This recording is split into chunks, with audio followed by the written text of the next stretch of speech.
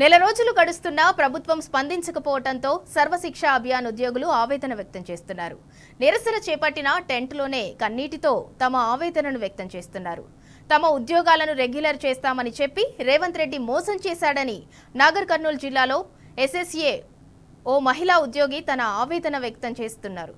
ప్రభుత్వం ఎన్ని కుట్రలు ఎన్ని అడ్డంకులు సృష్టించినా తమ ఉద్యోగాలు రెగ్యులర్ అయ్యే వరకు పోరాటం ఆపేదే లేదని ఆ మహిళా ఉద్యోగి స్పష్టం చేసింది.